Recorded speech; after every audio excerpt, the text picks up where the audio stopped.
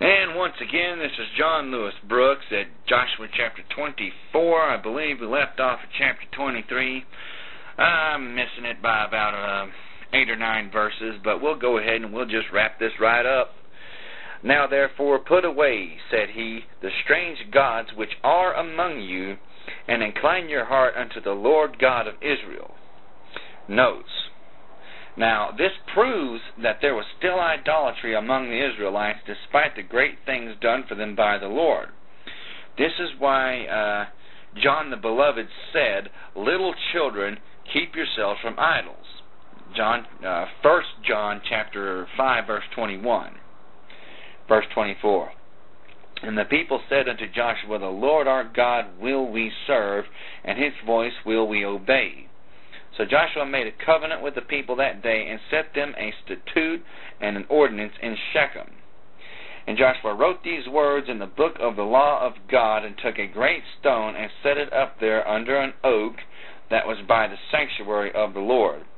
And Joshua said unto all the people, behold, this stone shall be a witness unto us, for it has heard all the words of the Lord which he spoke unto us. It shall be therefore a witness unto you, lest you deny your God. Notes. The Lord told the Pharisees that the very stones were prepared to give their testimony to his person and his mission. Luke chapter 19, verse 40. We have kind of a representation of this going on right here. Verse 28. So Joshua let the people depart, every man unto his inheritance. Notes. Now this would be the last time that many of them would see Joshua, one of the greatest men of God who ever lived. I mean, he's right up there next to David, Moses, and quite a few of the others, to be frank with you. Verse 29. And it came to pass after these things that Joshua the son of Nun, the servant of the Lord, died, being 110 years old. Notes. No higher accolade could be given to any man or woman than to refer to them as the servant of the Lord. Joshua closed his life with the full consciousness that he had discharged the duties of God that God had imposed upon him, and had done so without failure of faith. How often do you see that nowadays? Verse 30.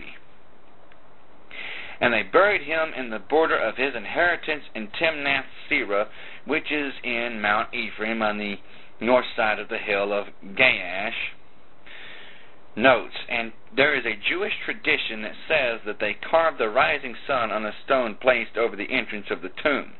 And this commemorated the tremendous miracle wrought by the Lord when Joshua asked for the day to be lengthened that the victory may be complete.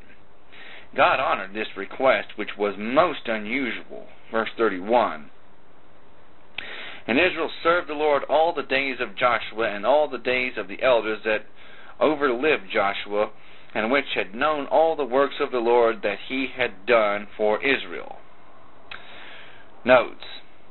Now, right here is where we see the value of personal influence.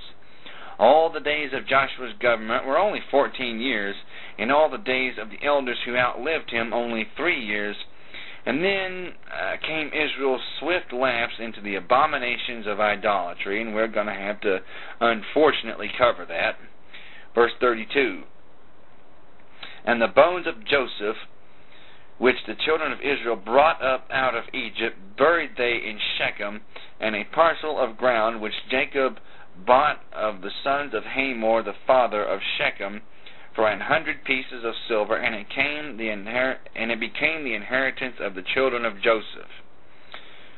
Notes. A little bit of an incident, but both Joseph and Joshua each lived to be 110 years old. Genesis chapter 50, verse 24 and 26 for confirmation. Verse 33. And Eleazar the son of Aaron died, and they buried him in a hill that pertained to Phinehas his son, which was given him in Mount Ephraim. Notes.